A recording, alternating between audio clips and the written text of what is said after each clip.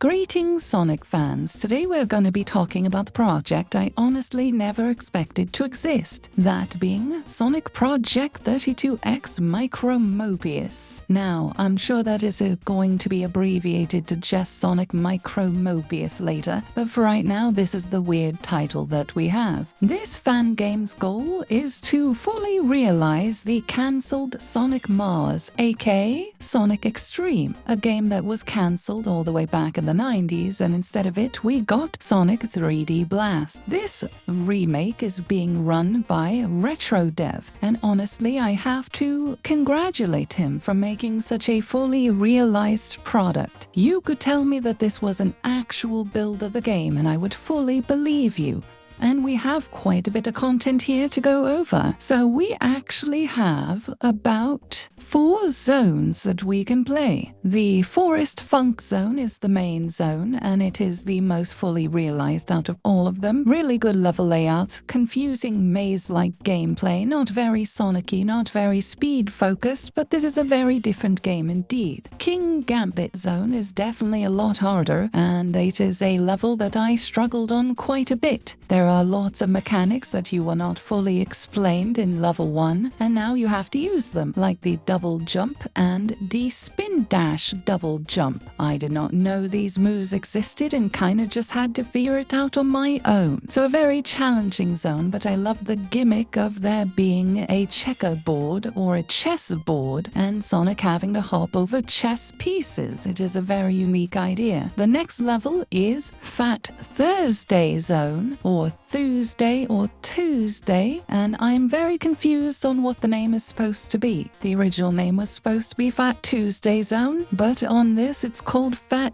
Tuesday. I don't know who says it like that, but whatever you want to call it. Fat Tuesday Zone, though, has a very cool aesthetic. It is not the aesthetic that was described in the original version, that being set in New Orleans. Instead, it is going for a generic desert theme. I like desert levels, so I'm not disappointed by this at all. But I do have to say that the name doesn't really feel like it fits anymore. That's just me personally. And then finally is Cyber Sunset Zone. Now, from all that I saw, there was no Cyber Sunset Zone, so I'm going to assume that this is an amalgamation of multiple levels with some inspiration thrown on top. There was a level called Cyber Core Zone, and Cyber Core Zone is very similar in concept to Cyber Sunset. I'm going to assume that that's what this is taking inspiration from. This is basically what you imagine the 90s internet to be like. Random music notes floating around everywhere, trippy colors, and very psychedelic effects. It is a perfectly aesthetic zone, and I love the vibe that it gives off. Now, since I've talked about each zone in the game, I guess I will talk about my overall opinions on these zones. Now, this does not play like a standard Sonic game. If you are going into this expecting a standard Sonic experience, you will be disappointed. This game instead plays more like Sonic 3D Blast or Sonic Labyrinth, that being that it is an over-the-top perspective, looking down on Sonic, even though you can change the camera angles if you want to, and it is mostly focused on Sonic getting out of a maze. Now, for those of you guys who want to go fast, you won't really go fast on this, or else you'll fall into the many